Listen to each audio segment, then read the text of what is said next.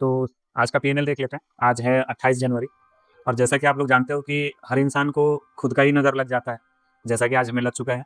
आज हमें लॉस हो चुका है 3302 रुपए का।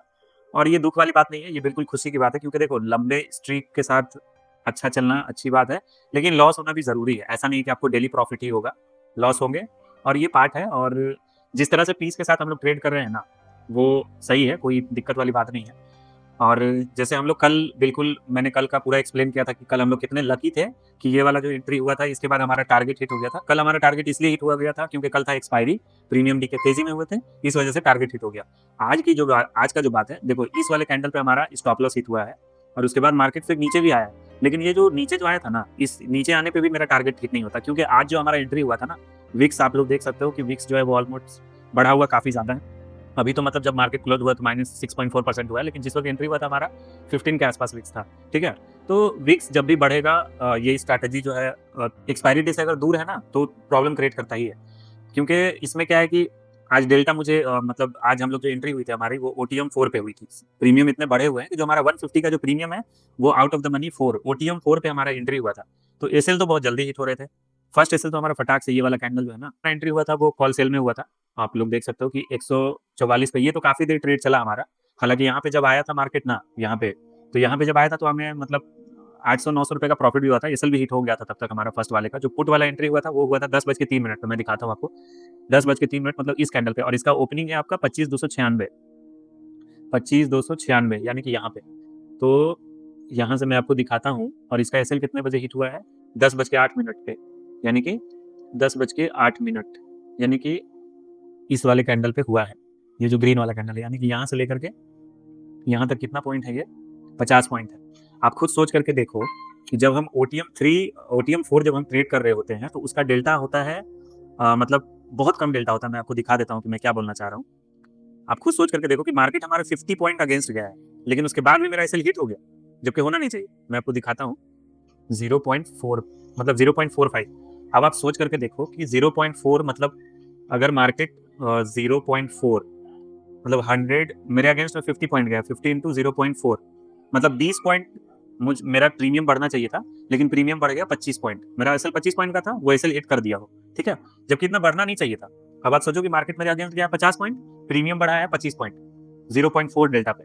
तो अब आप सोच सकते हो कि जो बंदा ओटीएम 4 पे ट्रेड कर रहा है उसका एसएल 5 पॉइंट आने से पहले ही हिट हो गया।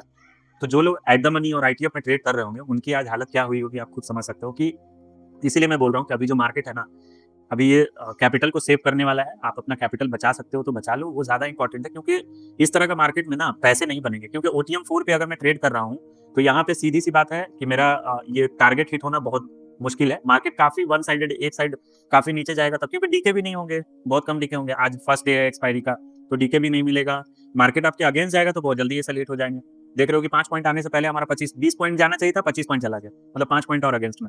ठीक है, तो और यहाँ पे देखो कि यहाँ पे एसएल हिट करके फिर से मार्केट नीचे आया। हालांकि यहाँ से यहाँ तक जो रैली दिया है ना, इसमें भी हमारा टारगेट हिट नहीं होता क्योंकि ओटीएम 4 पे आज हम लोग ट्रेड कर रहे हैं।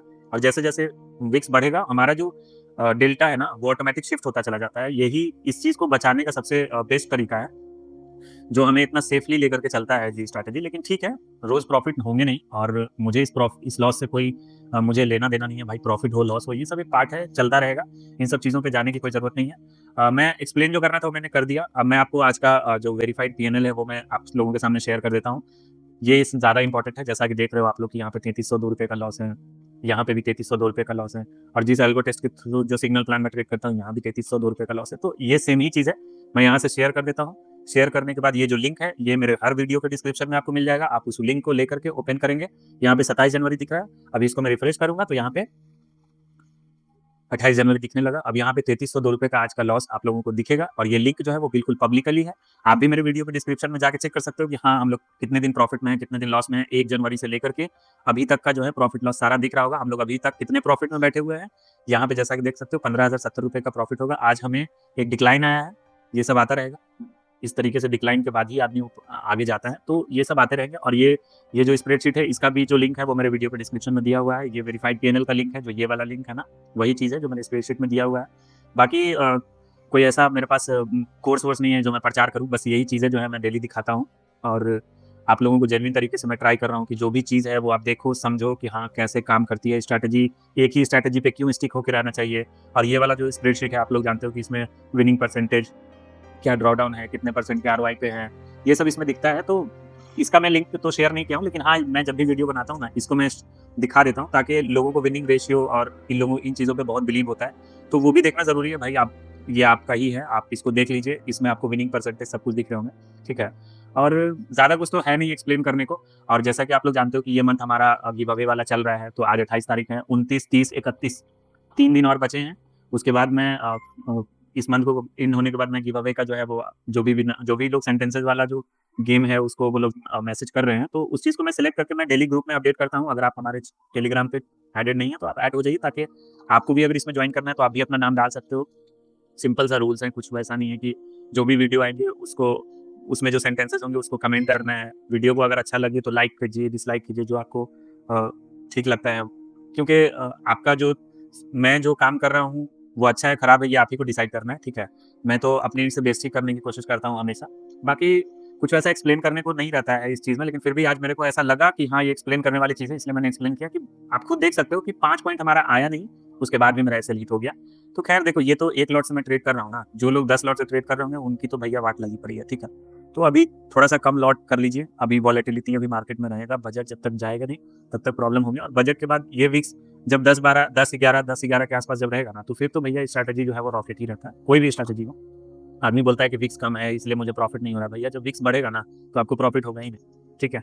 क्योंकि इतना कितना बड़ा स्टॉप लॉस आप रखोगे? आप सोचो ना कि मैं 25 पॉइंट का स्टॉप लॉस रखा हूँ और मेरे अगेंस्ट में मार्केट 50 पॉइंट गया है, और ओटीएम 4 जिसका डेल्टा 0.454 है, वो मतलब चला जा रहा है, मतलब 25 पॉइंट, 5 पॉइंट्स कहाँ से चला गया भाई एक्स्ट्रा?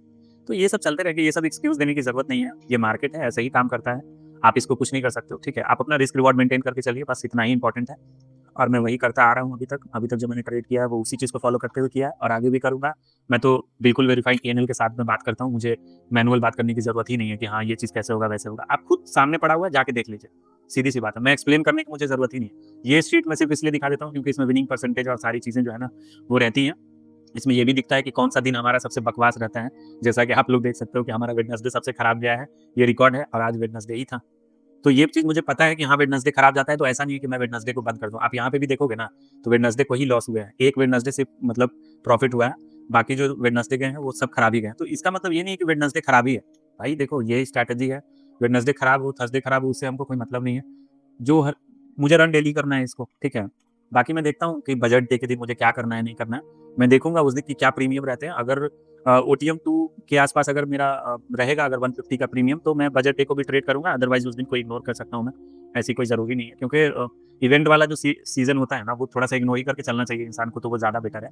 हालाँकि ये महीना हमें अगर पूरा, अगर 28 तारीख आज है, 29, 30 2 दिन और बचे हैं, अगर दोनों दिन भी अगर हमारा स्टॉप लॉस ही अगर हिट हो जाता है ना, तो भी हम प्रॉफिट में ही रहेंगे। ऐसी बात नहीं कि हमें लॉस हो जाएगा, ठीक है? बस कम कम प्रॉफिट होगा, लेकिन हाँ, लॉस में नहीं जाएँगे हम लोग। तो ऐसे ही काम करता है स्ट्रैटेजी, बाकी कुछ ज़्यादा एक्सप्लेन करने को नहीं है। मैं मिलता हूँ फिर कल नेक्स्ट ट्रेडिंग अपडेट के साथ। जब तक के लिए गुड बाय।